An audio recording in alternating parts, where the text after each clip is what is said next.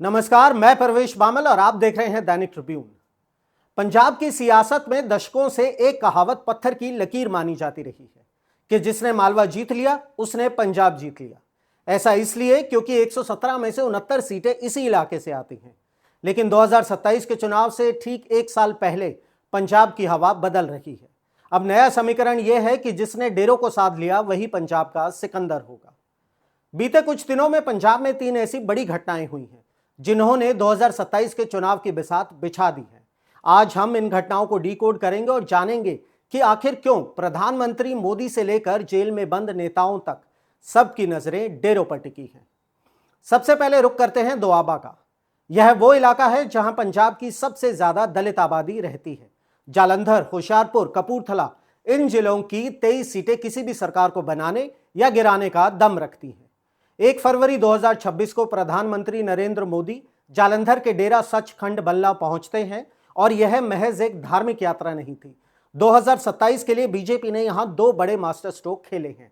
पहला, डेरा प्रमुख संत निरंजन दास जी को गणतंत्र दिवस की पूर्व संध्या पर पद्मश्री से सम्मानित करना, और दूसरा, जो सालों से मांग भी थी उसे पूरा करते हुए आदमपुर एयरपोर्ट का नाम बदलकर श्री गुरु रविदास जी एयरपोर्ट करना।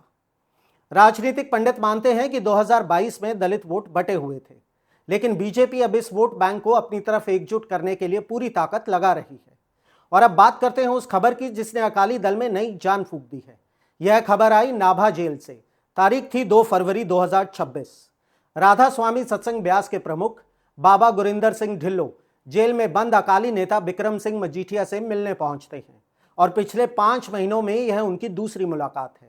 जेल के बाहर आकर डेरा प्रमुख ने जो कहा उसने सियासी गलियारों में हलचल मचा दी। उन्होंने साफ शब्दों में कहा, वो मेरा दोस्त है, मैं उससे मिलूंगा। माझा क्षेत्र की 25 सीटों पर मजीठिया का प्रभाव है और डेरा ब्यास का यह खुला समर्थन अकाली दल के लिए संजीवनी से कम नहीं है। और आखिर में बात करते हैं सत्ता के केंद्र मालवा की। यहां डेरा सच्चा सौदा प्रमुख राम रहीम को जनवरी 2026 में फिर से 40 दिन की पेरोल मिली है। 2017 की सजा के बाद से राम रहीम अब तक 15 बार बाहर आ चुके हैं और 400 से ज्यादा दिन जेल से बाहर बिता चुके हैं। और कहानी यहीं पर खत्म नहीं होती। बीजेपी सिर्फ डेरों के भरोसे नहीं है।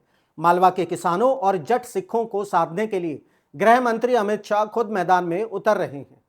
22 फरवरी को मोगा में उनकी बड़ी रैली होने जा रही है। तो एक तरफ जहां पीएम मोदी का दलित आउटरीच है, तो दूसरी तरफ अमित शाह का किसान एजेंडा। यह साफ इशारा है कि बीजेपी 2027 में अपने दम पर लड़ने की तैयारी कर रही है।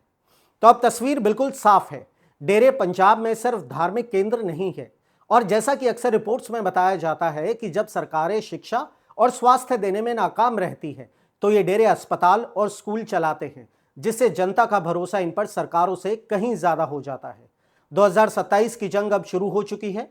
दोआबा में डेरा बल्ला, माझा में डेरा ब्यास और मालवा में डेरा सच्चा सौदा। सियासत का रिमोट कंट्रोल अब इन्हीं मठाधीशों के हाथ में दिख रहा है। देखना दिलचस्प होगा कि क्या पंजाब का वोटर विकास के मुद्दों पर बटन दबाएगा या फिर डेरों के इशारों पर। पंजाब की हर सियासी हलचल के लिए जुड़े रहिए दैनिक ट्रिब्यून के साथ। मैं परवेश बामल, नमस्कार।